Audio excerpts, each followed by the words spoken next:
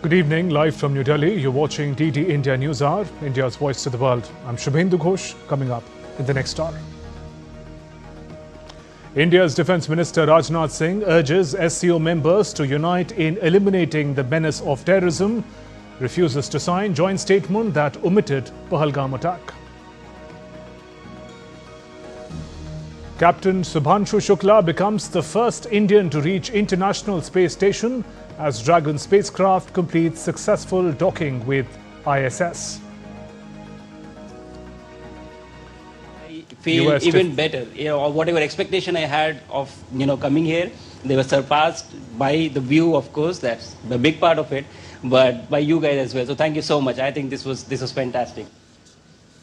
US Defense Secretary Pete Hegseth called strikes on Iran's nuclear facilities historically successful, slams media reports raising doubts on the strikes. EU leaders gathered in Brussels for a summit focused on defense priorities and US tariffs.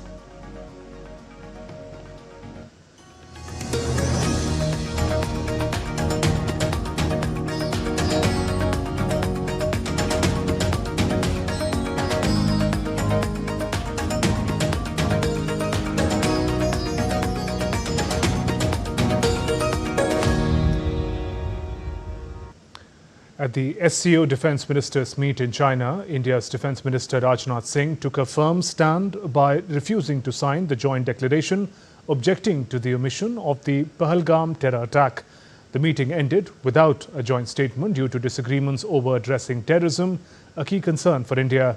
Reaffirming India's zero-tolerance policy, Singh emphasised the need to tackle emerging threats through greater cooperation. Taking a firm stand at the Shanghai Cooperation Organization or SCO Defence Ministers meet in China, India's Defence Minister Rajnath Singh refused to sign the joint declaration, objecting to the absence of any mention of the April 22 Pahalgam terror attack that killed 26 people, mostly tourists. The Ministry of External Affairs confirmed that the meeting concluded without adopting a joint statement due to disagreements, particularly over the omission of terrorism, a key issue which India insisted should be addressed. The Defence Ministers meeting has concluded. I understand that they could not adopt a joint statement. I also understand that certain member countries could not reach consensus on certain issues, and hence the document could not be finalized. On our side, India wanted concerns on terrorism reflected in the document, which was not acceptable to one particular country, and therefore the statement was not adopted. Reaffirming India's policy of zero tolerance against terrorism, Rajnath Singh stated that all acts of terrorism are criminal and unjustifiable, regardless of motivation, location, or perpetrator.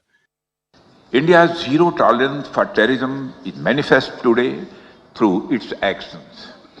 This includes our right to defend ourselves against terrorism. And we have shown that epicenters of terrorism are no longer safe, and we will not hesitate to target them. He emphasized that peace, security, and trust deficit are among the region's greatest challenges, highlighting the need to combat emerging threats like drone smuggling, cyber attacks, and hybrid warfare through greater cooperation. The Defence Minister also called for stronger multilateralism and collaboration under the SCO framework, stressing India's vision of one Earth, one family, one future as a foundation for shared security and prosperity. I believe that the biggest challenges that we are facing in our region are related to peace, security, and trust deficit. And the root cause of these problems is increasing radicalization, extremism, and terrorism. India's principled stance highlighted its commitment to confronting terrorism head-on and promoting collective regional stability through dialogue, trust, and decisive action. Bureau Report, DD India. In a world increasingly shaped by shifting alliances and rising tensions, China played host to a crucial gathering of regional powerhouses. Defence ministers from member states of Shanghai Cooperation Organization (SCO) met in the port city of Qingdao. From rising threats in Europe to calls for regional stability, The meeting underscored the SCO's evolving role in today's security architecture. Here's more. China's Defense Minister Dong Jun hosted the Shanghai Cooperation Organization or SCO Defense Ministers meeting in the Chinese coastal city of Qingdao on Thursday. Russian Defense Minister said that European supplies of arms and mercenaries to Ukraine had increased the threat of destabilization in Europe. The Russian armed forces are conducting successful offensive actions in Ukraine. The Kiev regime understands the inevitability of its defeat and therefore bets on the terrorist attacks, attempts to prolong the military actions by supplying Ukraine with arms and mercenaries increase the threat of destabilization, including in Europe itself. At the same time, Russia has repeatedly expressed and continues to express its willingness to settle the conflict. SCO Secretary General Nurlan Yemekbayev said that Shanghai Cooperation Organization or SCO is not a military alliance but a stability-focused platform. The meeting marked the first gathering of its defense ministers after the SCO admitted Belarus as its 10th member state last year. The Cooperation Organization has grown into a really reputed and well-known and influential trans-regional organization at the present time, because if we were using the word regional in the past, after joining Belarus, which territory is completely in Europe, it became really trans-regional. The SCO is a regional political, economic and security organization that groups China, Kazakhstan, Kyrgyzstan, Russia, Tajikistan, Uzbekistan, India, Pakistan, Iran and Belarus as full members. Since its inception in China's Shanghai in 2001, the SCO has expanded from a regional organization with 6 members into a trans-regional organization with 10 full members, 2 observer countries and 14 dialogue partners. The Qingdao meeting of the organization's top defense officials comes against the backdrop of the complicated and changing international situation. Amish Mahajan's report for DD India. Moving on, the destruction of Iranian nuclear facilities remain disputed, with US Defense Secretary Pete Hegseth affirming extensive damage by American strikes. Meanwhile, Iran's supreme leader warns of severe retaliation against any future aggression. Tensions rise as regional security crackdowns continue and diplomatic talks are scheduled next week. Mohammad Absarul Hassan gets us more. The issue of destruction of Iranian nuclear facilities continue to make headlines across the world as various reports claim that the sites have not been completely obliterated. On the other hand, US Secretary of Defense Pete Hegseth once again held a press conference asserting that Iran's nuclear facilities have been extensively damaged. Hegseth reiterated the Trump administration's position that US strikes effectively destroyed Iran's nuclear program. He also dismissed doubts surrounding the extent of damage inflicted by US B-2 bombers. CIA can confirm that a body of credible intelligence indicates Iran's nuclear program has been severely damaged by recent targeted strikes. Several key Iranian nuclear facilities were destroyed and would have to be rebuilt over the course of years. CIA continues to collect additional reliably sourced information to keep appropriate decision makers fully informed. Meanwhile, Iran's supreme leader, Ayatollah Ali Khamenei, has warned that any future aggression against Iran would come at a great cost to the United States. He emphasized Iran's capability to potentially target major US military bases, calling it a significant achievement. Khamenei added that such actions could be repeated if aggression resumes.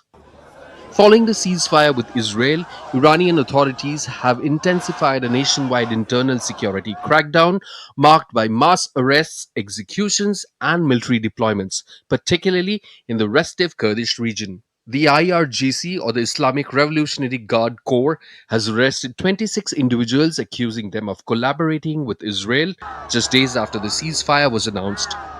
Meanwhile, Israeli Prime Minister Benjamin Netanyahu expressed confidence that Tel Aviv will continue to work closely with US President Donald Trump to defeat common enemies, free hostages, and rapidly expand the circle of peace.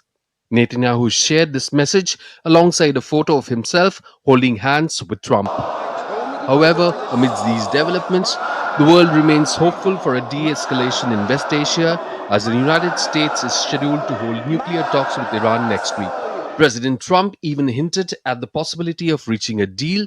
Speaking at NATO summit at The Hague on Wednesday, Trump stated that he does not foresee Iran resuming its nuclear weapons development.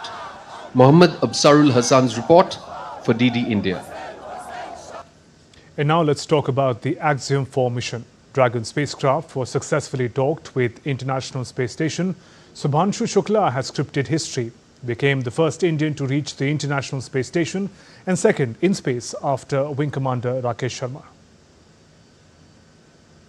4, 3, 2, 1, ignition, and liftoff. And with this, India took another giant leap in the space sector. With the docking of the Axiom 4 Dragon spacecraft, Indian astronaut group captain Shubhanshu Shukla made history by becoming the first Indian to enter the International Space Station. Along with India's Shubhanshu Shukla, aboard the spacecraft are 3 astronauts from Poland, Hungary and the United States. The docking procedure connected the spacecraft with the International Space Station's Harmony module. Final approach and is go for docking. Monitor per steps 5 and 6 and 1.102. The process began with a calibrated approach followed by the docking, orchestrated after a series of orbital maneuvers. After the docking, the hatch of the spacecraft was unlocked and the 4-member crew moved into the ISS. Their first visit to the International Space Station as well. It is a privilege to be amongst the few who have got the chance to see the Earth from a vantage point that I have been able to see now. It has been a wonderful ride. It has been great. The minute I entered the International Space Station and you guys, this crew, you just made me feel so welcome, as if you literally opened your doors, like your house doors for us. That's true. But it was fantastic. Indian astronaut Subhanshu Shukla's family also watched the docking process. His parents got emotional as they watched the live telecast at their son's school in Uttar Pradesh's Lucknow along with other students and teachers. बहुत अच्छा लग रहा है. अब ये अंदर चले गए, अब कोई दिक्कत नहीं. वापसी का इंतजार रहेगा कि जल्दी से आए, जल्दी से मिले आके हम लोगों से. उसी का इंतजार है. खुशी है बहुत, अपने को जो है बहुत अच्छा महसूस कर रहे हैं.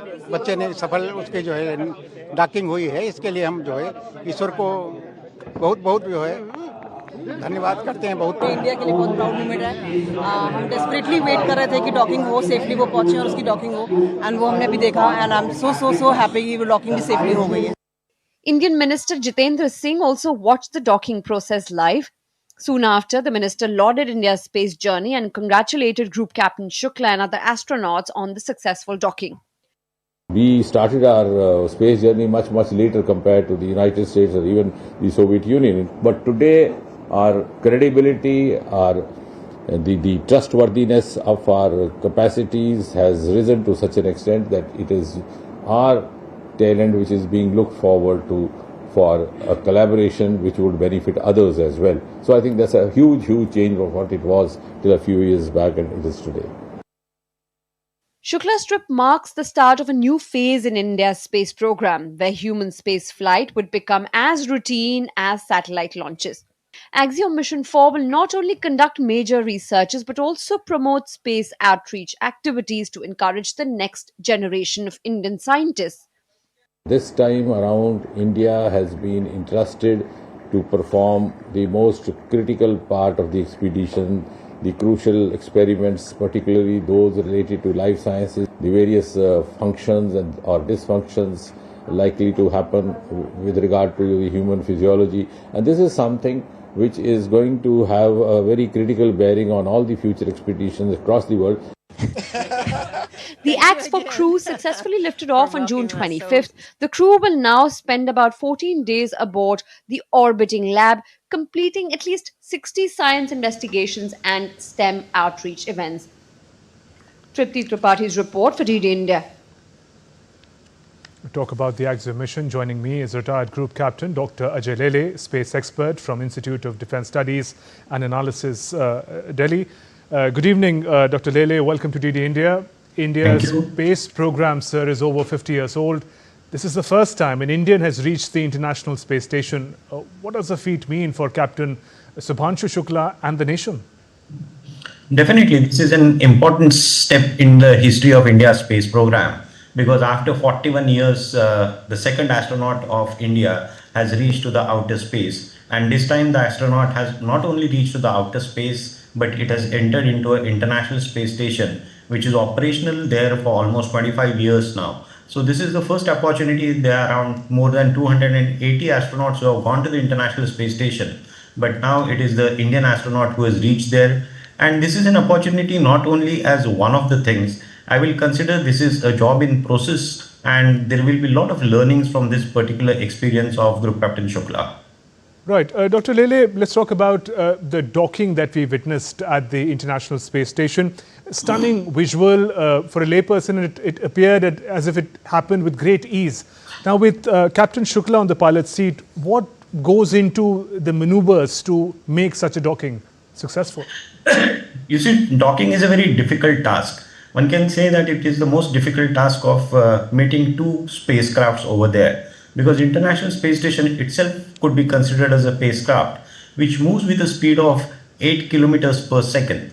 So definitely you have to adjust the speeds. You have to ensure that you are in line with each other. There is no possibility of even a millimeter of an error. So all these things are done autonomously. You have got laser systems which try to match the ports of both the systems. That means the International Space Station as well as the Crew Dragon module. And subsequently the docking takes place. It's a very cumbersome process. It takes time, and subsequently only when everything becomes clear, then only the hatch is opened. Because it's not only a docking per se. Like we see a docking, if I have to give a very simple example, the moment aircraft lands on an airport, we have certain amount of a docking, we can say, in terms of an aero bridge. But here we have to match the temperatures, we have to match the atmosphere, you have to establish a communication system which will start taking power from the International Space Station. So data transmission, communication transmission, a lot of things are involved. They are very critical things. Everything has to go perfectly as designed and as planned. So it's a difficult process, but they have ensured that everything goes well. And now he's there for 14 days to conduct the experiments, and I can say enjoy the weightlessness for 2 weeks. Right, and given the complexities and the invaluable experiences that Captain Shukla is garnering, would serve as an important stepping stone for India's future mission, Gaganyaan for one, which he's a part of. Definitely. If you see, Gaganyaan was supposed to get spaceborne a couple of years back, but owing to COVID crisis and certain other difficulties, the program has got slightly delayed. Now it is expected to happen by 2027. But in between, this opportunity came into being, and India was smart enough to pick up on this opportunity, because now there will be actually learning. Because as far as all these missions are concerned, the 4 astronauts were selected. They were trained in Russia. Subsequently, they came back to India. ISRO has got their own training facility at Bangalore where they were getting trained. But when the opportunity with the AXM came, 2 astronauts were shifted to United States. They got trained again with NASA, because the type of a training which is done in Russia is slightly different than the type of a training which is done by NASA, essentially because there is a difference of a spacecraft over there. So I can say that now Subhanshu Shukla has got training on both the types of the systems. So he will be able to actually identify which is the best possible option for India. He can make certain amount of suggestions based on his real experience. I think real experience count a lot over here. And the experience is not only traveling to the space, the experience of working on a space station also. Because beyond Gaganyaan, India has got its own ambitions of establishing its space station also. So I think he will bring a valuable information, valuable experience to undertake future missions for India. Right, sir. Before we talk about the manner in which these astronauts are going to spend 14 days at the International Space Station, what do we know about what it feels like? We've seen visuals of zero-gravity astronauts floating within the space station, but what kind of an impact, what kind of experience is it for the human body to be in space? You see, as far as human body is concerned, we all are accustomed to gravity. So we are sustaining, we are able to stand up because of a gravity. but that gravity is no longer there in the International Space Station or at an altitude of say 400 kilometers above the Earth's surface. We can call that as whatever gravity is available is a microgravity atmosphere. So the people are not able to stand over there, they will have to float over there. So all these types of things only become possible if there is an adequate training which is associated with it. Because all of a sudden for a human body, it is an entirely different type of a situation to sustain and to undertake their routine activities. So a lot amount of a training goes in to ensure that the people can operate freely in zero gravity atmosphere. And it's not only sustaining in zero gravity atmosphere. They are supposed to undertake certain types of experiments. They are supposed to look after their own health also. So they are supposed to undertake certain exercises also on a day-to-day basis. So a lot of amount of things are there to be learned. And that's why these trainings involve almost 1 to 2 years of duration. If you talk about the experiments that are listed are going to be undertaken in these 14 days, everything from trying to grow crops to see the behavior of microorganisms to the impact on the human body, host of things that will be observed. And if you could just clarify that term microgravity that we're hearing so often lately. You see, as far as zero gravity is concerned, that means there is no gravity. But one will not say that there is no gravity available, because all said and done, you are not going much away from the Earth's surface. You are at an altitude of around 350 to 400 kilometers above the Earth's surface. So there is a certain amount of a very micro element of a gravity which is available over there. As far as these experiments are concerned, they have been planned in a systematic fashion. Number one is that ISRO got the first opportunity to undertake experiments into microgravity, because all these days ISRO spacecrafts were going, they were doing certain amount of experimentation, but a long duration of experimentation to undertake in microgravity, there was no opportunity available for ISRO. So ISRO is using this opportunity to undertake experiments in microgravity. Now, which are the Indian agencies which are associated with these experiments? Mainly there are two agencies along with ISRO which are associated with it. One is the Department of Biotechnology and other is Indian Institute of Sciences. As far as these departments are concerned, particularly the Department of Biotechnology is looking at the future of farming out into the space. It may look as some sort of a fairy tale at this point in time, yes, but that's where the future of farming is going to happen, not only in an International Space Station, but on various planets like Moon and Mars also. So it is going to take time. It's a plan of around few decades from hence, but you have to start somewhere. And these experiments are done from that perspective. Because if you're talking of taking humans to Moon, humans to Mars, to sustain over there, they will require food. And that food should be palatable to the taste of that particular individual. So under those circumstances, you must have read that there are experiments on methi, there are experiments various on Indian seeds, based on which Indian people eat their day-to-day meals. So that's the way these experiments are kept done. Then there are experiments about muscle techniques, muscle relaxations. So actually what impact will have on an astronomer's body, that also will be studied over there. Fascinating possibilities to be explored. On that note, Dr. Ajalele, appreciate you joining us on the News Hour and sharing your perspective. Thank you so much. Moving on, EU leaders gathered in a summit in Brussels on Thursday to discuss defense priorities and American tariffs, among other topics. The meeting is taking place a day after the NATO summit in The Hague, where the alliance members committed to boosting defense spending to 5% of their GDP. European Union leaders are also going to tell European Commission if they want a quick trade deal with the United States at the cost of Washington getting better terms, or to escalate the fight in the hope of something better.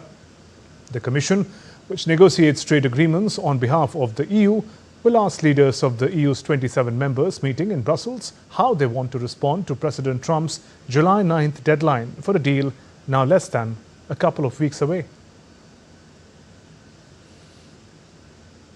On the sidelines of the EU summit, Spanish Prime Minister Pedro Sánchez reaffirmed Spain's strong ties with the United States after Madrid declined to meet the NATO defense spending target of 5% of GDP.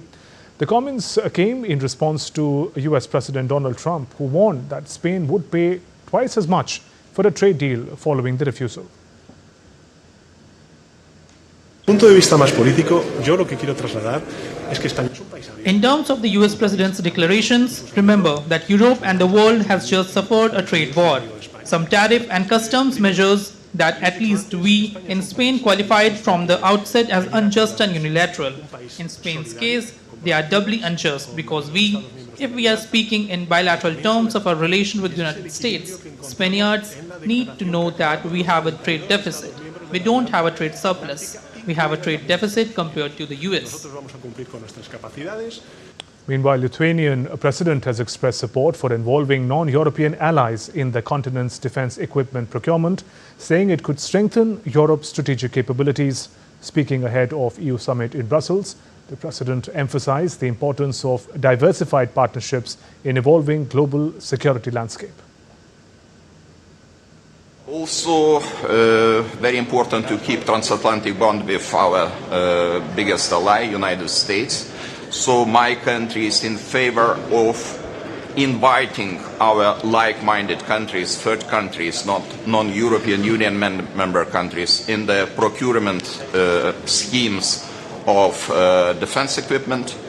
And I think this is very important to keep this transatlantic bond through this critical period of the different challenges. Russian Foreign Ministry spokesperson Maria Zakharova has said that Russia will not recognize or comply with rulings made by newly proposed special tribunal on Ukraine. Her comments follow the signing of an accord between Council of Europe and Ukrainian President Zelensky to establish the tribunal aimed at prosecuting crimes related to Russia's war in Ukraine. The work and decisions of this body will be meaningless to us. We will regard the accession of any state to it as a hostile act, reflecting a desire not to resolve but rather to escalate the current crisis surrounding Ukraine. Reflecting a desire not to resolve but rather to escalate the current crisis surrounding Ukraine. Regarding such instruments of selective justice, restrictive measures provided for by the legislation of the Russian Federation will be applied. Earlier on Wednesday, Ukrainian President Volodymyr Zelensky signed a landmark agreement with Council of Europe to establish a special tribunal for prosecuting the crimes of aggression by Russia against Ukraine. The signing, held in the presence of Council Secretary General Alain Berset, follows the tribunal's endorsement by Council of Europe foreign ministers in Luxembourg in May of this year. The tribunal is mandated to prosecute senior Russian leaders for initiating armed conflict in violation of United Nations Charter. Ukrainian President Zelensky said the tribunal will boost the legal war in a serious way. This is a really, truly very important step. Today we are launching the process to create a tribunal for Russia's crime of aggression against Ukraine. Every war criminal must know there will be justice, and that includes Russia. And we are now boosting the legal work in a serious way. There is still a long way to go. In other news, Russian Foreign Minister Sergei Lavrov spoke out against Iran suspending cooperation with International Atomic Energy Agency (IAEA) after Iranian lawmakers voted in favor of halting work with the UN nuclear watchdog. We are interested in continuing cooperation between Iran and the IAEA so that everybody respects Iran's repeated statements that Iran does not have and will not have plans to develop a nuclear weapon. A judge in the Australian mushroom murder trial on Thursday said he only needed a couple of more days to conclude his instructions to the jury. Justice Christopher Bale, the presiding judge, gave instructions at the Latrobe Valley Magistrates Court for a third day, but said he expects to conclude on Monday, after which the jury will be sent out to deliberate. Crown Prosecutor Nanette Rogers and defense lawyer Colin Mundy were seen leaving the courthouse separately after Thursday's session adjourned. Ian Wilkinson, the sole survivor of the poisoning, was also seen leaving after attending the hearing. Erin Patterson, 50 years old, is charged with the murder of her mother-in-law Gail Patterson, father-in-law Donald Patterson and Gail's sister Heather Wilkinson, along with attempted murder of Ian, Heather's husband, in July 2023. Still to come on DD India News Hour. We talk about the outcome of the SCO summit and the issue of terrorism. India slams Pakistan during UNSC's open debate on children and armed conflict.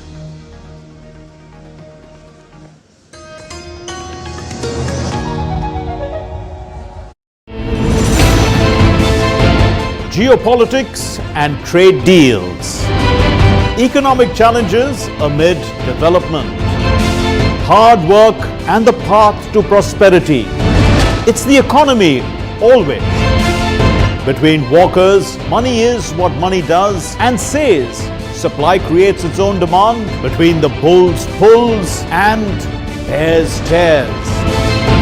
When supply chains globalization and India rises to the podium, we'll get you centered with the economic brief at 8 p.m. every Thursday on DD India.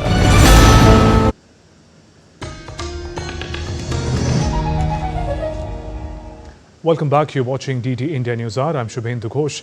We return to our top story about the SCO summit and India's position. Joining me is Ambassador Manjeev Puri, former senior diplomat. Ambassador Puri was also part of India's diplomatic outreach after Operation Sindoor. Good evening and welcome. Sir, given that one of the fundamental principles of SCO is to maintain peace, security and stability in the region, how do you read its sheer inability to acknowledge the most heinous terror attack in the region in recent times?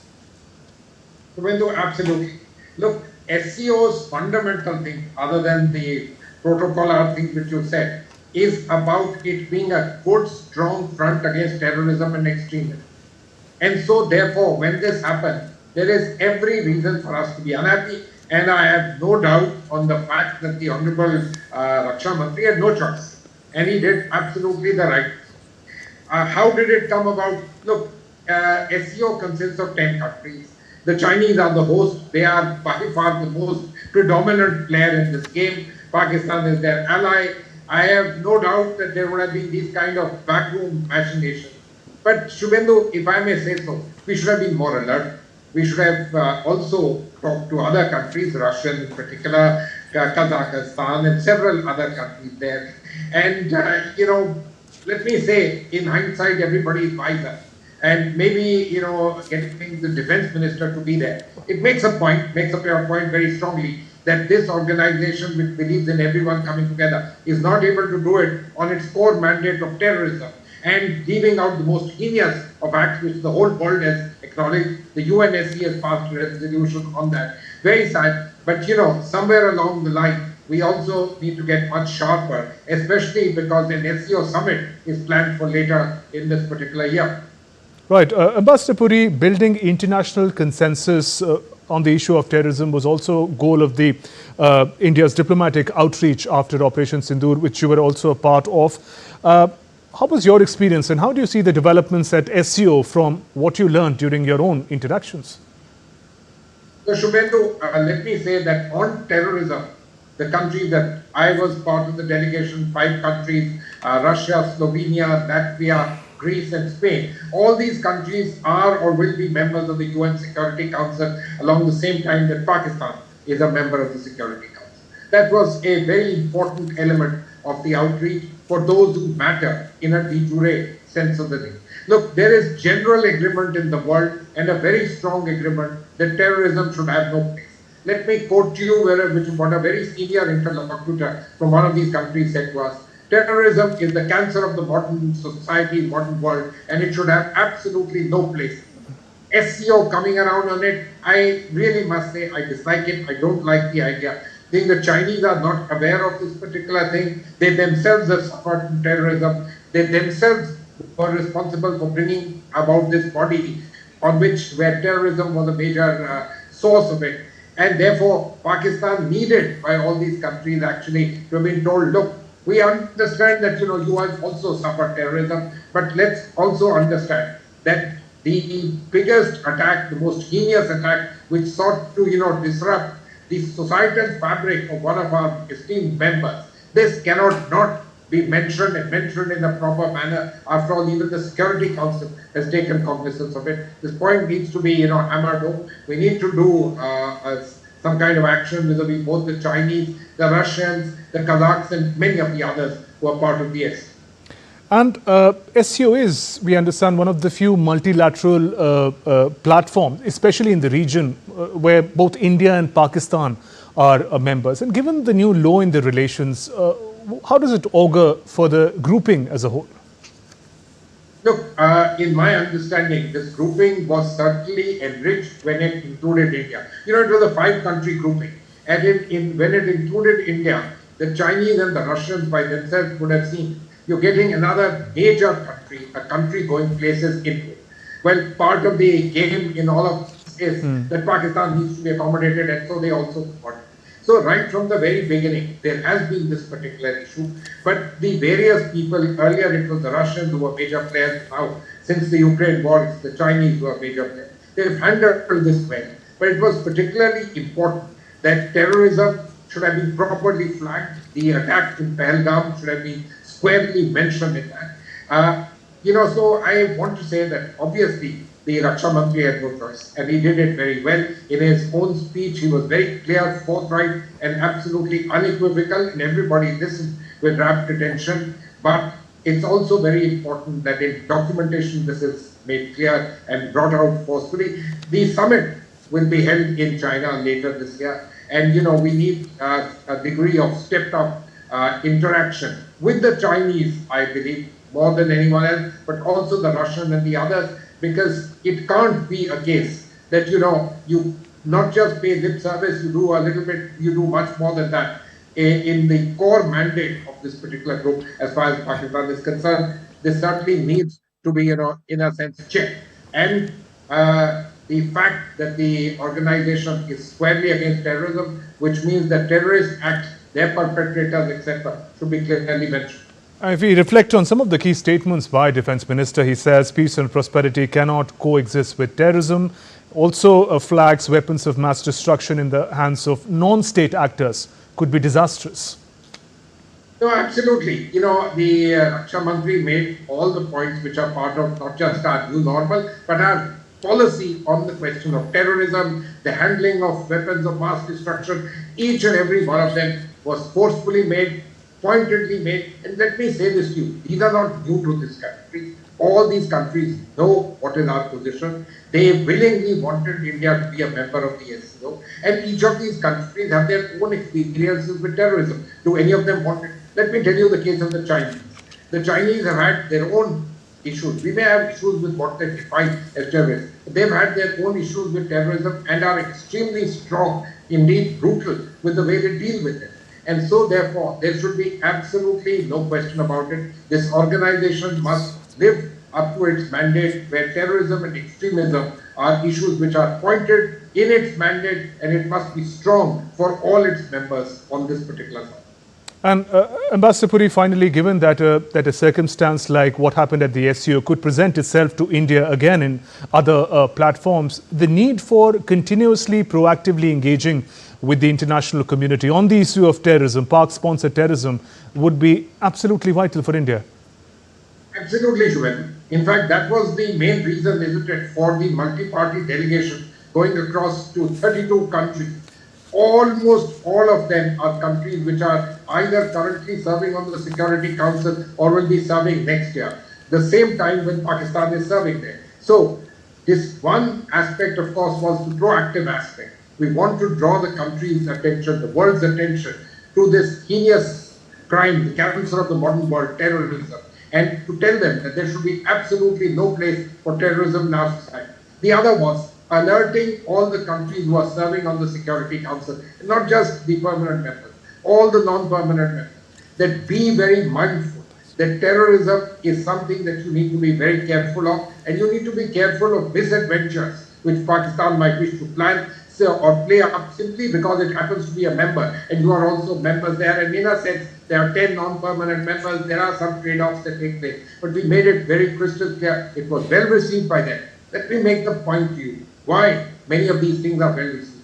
Because for many of these countries, India is a country of consequence. India is a country of interest. So what India says and says, they certainly internalize. And then, even when they hear Pakistan sitting on the same table making its point, they do, and all countries are very, very, very rooted in their own national interest. They would play this off against, what is India, what does it stand for, not just terrorism, but as the fourth largest economy in the world, what does it mean? And so therefore, you are absolutely spot on. We need to continue our diplomatic efforts. They are absolutely important because this question of keeping the global gaze on terrorism is something that is absolutely important, and we need to make it a proactive element of what we are doing. We are doing our bit, but also keeping the global gaze on it extremely important. Ambassador Manjeev Puri, many thanks for joining us on the News Hour and sharing your perspective. In other developments, India has strongly rejected what it described as Pakistan's nefarious agenda at the United Nations Security Council, accusing Islamabad of attempting to deflect attention from its own human rights violations and state-sponsor cross-border terrorism. India's permanent representative to the UN, Ambassador P. Harish, issued a sharp rebuttal during UNSC's open debate on children and armed conflict. The world is witnessing an alarming escalation in conflicts and terrorist attacks, and children are their most unfortunate casualties. As per the UNSG's report, grave violations against children have surged 25%, while sexual violence has risen 35% in 2024, a sobering indictment that demands immediate and decisive action. Therefore, today's discussion is both urgent and necessary. I am constrained to respond to the politically motivated remarks made by the delegate of Pakistan, one of the grave violators of the CAC agenda. Pakistan is casting unwarranted aspersions over UN processes and also smearing India at various discussions to pursue their nefarious agenda. We reject this attempt by Pakistan to deflect attention from the atrocities committed against children in their country, as highlighted in the Secretary General's report, as well as their rampant cross-border terrorism. The Indian envoy labelled Pakistan as one of the grave violators of the CAC agenda, referring to Secretary General's recent report, which detailed grave violations against children in Pakistan, including attacks on girls' schools and health workers. The Secretary General's report on CAC provides details of serious violations against children in armed conflict in Pakistan. The Secretary General has expressed concern at the rise in such grave violations reported, including attacks against schools, particularly girls' schools, against health workers, and about the incidents in the border areas with Afghanistan, where a series of killing and maiming of Afghan children was directly attributed to cross-border shelling and airstrikes by Pakistani armed forces. Moving on, India continues to evacuate its citizens from Israel and Iran, even as the news of ceasefire came in. India has so far evacuated 3,426 Indians, 11 OCI card holders, 9 Nepalese nationals, 4 Sri Lankan nationals, and 1 Iranian spouse of an Indian national from Iran. A total of 14 special flights from Mashhad, Yerevan, Ashgabat were undertaken for this purpose. From Iran, we have so far evacuated 3,426 Indian nationals, 11 OCI card holders, 9 Nepalese nationals, and some Sri Lankan nationals as well. I'll give you the exact figure, plus 1 Iranian national who happens to be a spouse of an Indian national. In all, we mounted 14 flights to bring back Indian nationals from Iran. As far as Israel is concerned, we have so far evacuated 818 Indian nationals in 4 flights. India's Finance Minister Nirmala Sitharaman on Thursday held meeting with key stakeholders from Gujarat International Finance, Tech City or GIFT City and International Financial Services Centres Authority. Discussions included senior industry leaders from over 20 organizations, including leading banks, insurance firms, finance companies, and higher education institutions. The meeting was also attended by Finance Secretary and Secretary of Department of Economic Affairs, along with chairpersons of IFSCA and GIFT City. India's Chief of Army Staff, General Upendra Dwivedi, met with Major General Wetsop Namgyal, Ambassador of Bhutan to India on Thursday, to discuss avenues for enhancing defence cooperation between the two nations. The leaders reviewed matters of mutual strategic interest, reinforcing strong defence and diplomatic ties built on shared culture, trust, regional priorities. The interaction highlighted the enduring friendship between India and Bhutan, reaffirmed their joint commitment to regional security and sustainable development. And still to come on DD India News Hour. Doordarshan all ready for the coverage of Rath Yatra in Puri. International Day Against Drug Abuse and Illicit Trafficking or World Drug Day observed.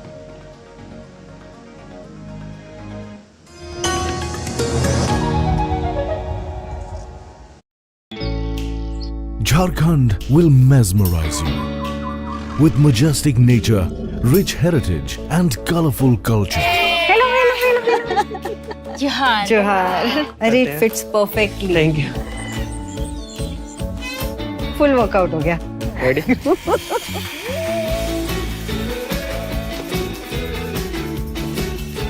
Postcards from Jharkhand on National Geographic.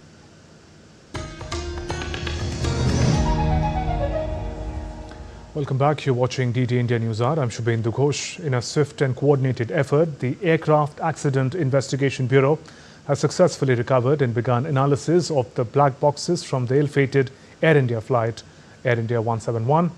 The crash protection module from the front black box was safely retrieved on 25th June. The memory module was successfully accessed and its data has been downloaded at the lab. The analysis of CVR and FTR data is underway. These efforts aim to reconstruct the sequence of events leading to the accident and identify the contributing factors to enhance aviation safety and prevent future mishaps. President Draupadi Murmu inaugurated a state-of-the-art cancer care centre at Sir Gangaram Hospital in New Delhi. At the hospital, the President interacted with cancer patients, lauded the hospital's key role in providing healthcare services. The state-of-the-art facility is dedicated to cancer patients and features advanced treatment capabilities, offering holistic care to over 200 patients. Delhi Lieutenant Governor V.K. Saxena and Union Minister of State for Health Anupriya Patel were also present on the occasion. The Indian Coast Guard or ICG on Thursday inducted Adamya, the first 8 fast petrol vessels or FPVs built under key project by Goa Shipyard Limited. Adamya is the first ship in its class within the ICG fleet to feature controllable pitch propellers or CPPs and indigenously developed gearboxes offering superior maneuverability, operational flexibility and enhanced performance at sea. The vessel is equipped with 30 mm CRN 91 gun, 2 12.7 mm stabilized remote control guns with fire control systems and an integrated bridge system, an integrated platform management system and an automated power management system.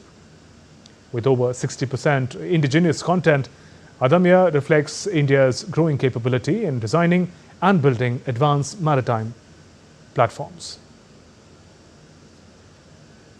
Doordarshan Kendra Bhubaneswar is fully geared up for the live broadcast of the world-famous Rath Yatra from Puri, Odisha, celebrations of which are scheduled to begin from Friday. Over 90 personnel, including experienced engineers, camera persons, producers and officers have been deployed for the exclusive live coverage of the Rath Yatra 2025.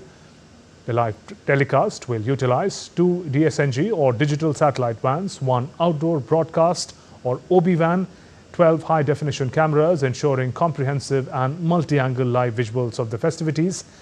Speaking about the arrangement, Deputy Director General of Engineering Narsingha Jetty said that since 2019, Doordarshan Bhubaneswar is organizing this event as a host broadcaster. Since in 2019, the Doordarshan Bhubaneswar got recognized as the host broadcaster and as a whole broadcast during Corona.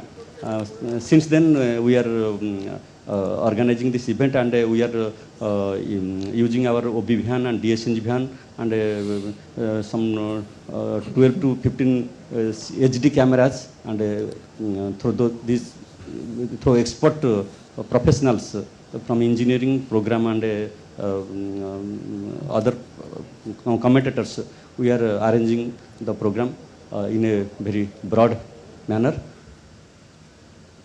The live telecasts will be available across the Doordarshan network, including DD Oriya, DD National, DD Bharati, with DD News also offering extensive coverage. The event will also be live streamed on the YouTube channels of Doordarshan network.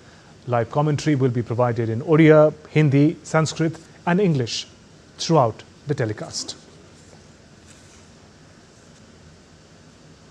As the global community observes United Nations accredited International Day Against Drug Abuse and Illicit Trafficking on June 26th, India stands poised to reaffirm its commitment to a society free from the grip of substance abuse. This year's global theme, Breaking the Chains, Prevention, Treatment and Recovery for All, resonates powerfully with the nation's ongoing multi-pronged approach to this critical public health and social challenge. Our next report brings you more. Established by the UN in 1987, this day highlights the urgent need to combat illicit drugs. The 2025 theme promotes evidence-based prevention, accessible treatment, and compassionate recovery support. It also stresses tackling drug trafficking's ties to organized crime through strong international cooperation. In India, the Nasha Mukt Bharat Abhiyan, spearheaded by the Ministry of Social Justice and Empowerment, has gained significant momentum. The nationwide initiative, operational across all districts, focuses on raising awareness about the adverse effects of substance abuse, with a particular emphasis on engaging youth in educational institutions and communities.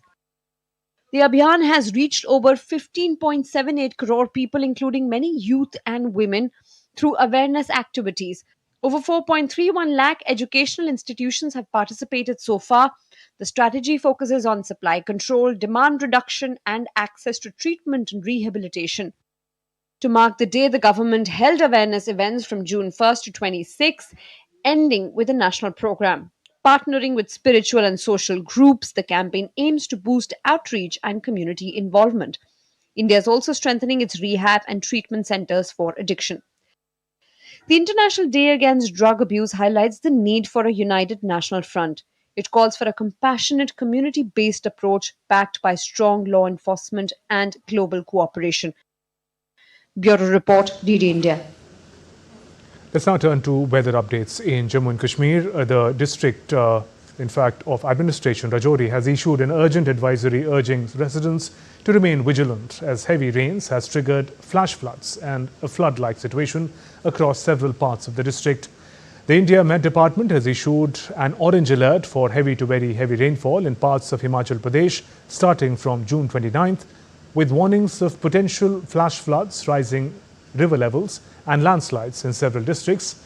Meanwhile, at least 5 people have lost their lives and several remain missing following cloudbursts that triggered flash floods and widespread destruction across Kullu and Kangra districts. In Uttarakhand, the India Met Department also issued an orange alert with rains expected in parts of the state for the next 7 days. IMD has appealed to the people living near landslide-prone sensitive areas to take special precautions. Moving towards northeastern region, torrential rain slashed West Bengal's Birbhum district on Thursday, causing waterlogging in several areas and raising concerns about potential flooding. In the western state of Maharashtra, continuous heavy rains triggered waterlogging in Washim city.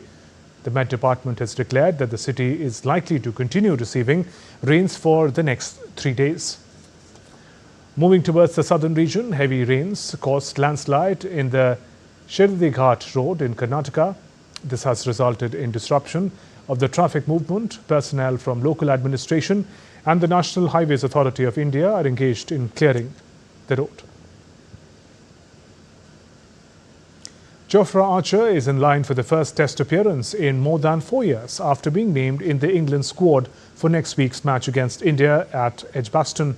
The 30-year-old made a thrilling start to the international cricket in 2019, but has not played a Test since 2021 after a series of injuries. A recurring stress fracture in his elbow has required multiple operations, while a stress fracture in his back ruled him out of the entire summer in 2022. Archer returned to white ball cricket in early 2023, but when the elbow issue returned, he missed the summer once more.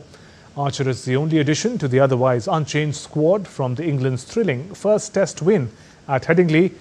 The second Test in Birmingham begins on Wednesday. Liverpool have spent around £170 million this summer. Their latest signing is left-back Milos Kerkez from Bournemouth for £40 million. 21-year-old Hungary international has signed a 5-year deal. Kerkez becomes Liverpool's third major signing of the window. Earlier, the Reds brought Florian Wirtz, Jeremy Frimpong and Bayer Leverkusen. Wirtz, a German attacking midfielder, cost the club record £116 million. Right back Frimpong joined for £29.5 million. Kerkez has already played for European Super Club earlier in his career. This move to Liverpool marks a big step forward for him. Gareth Southgate added his name to an elite footballing list when the former England manager received his knighthood at the Windsor Castle on Wednesday. 54-year-old was awarded the honour for services to football. Southgate's influence, however, stretched beyond the field of play as he became one of the football's most respected figures. As England boss, Southgate led the Three Lions to the finals of Euro 2020 and 2024, as well as the semi-finals of World Cup 2018. He's only the seventh football manager to be given this honour. That's all for this edition of DD India News Hour. Let us know your thoughts on the news of the day. For those on the go, you can get all the latest news and updates from India and the world on DD India mobile app. This app is available on both Android and iOS platforms. Scan this QR code on your screens to download now. And we'll be back with more news as it breaks here on DD India. I'm Shubhanshu Shukla from all of us here in Delhi. Thanks for watching DD India News Hour. Namaskar.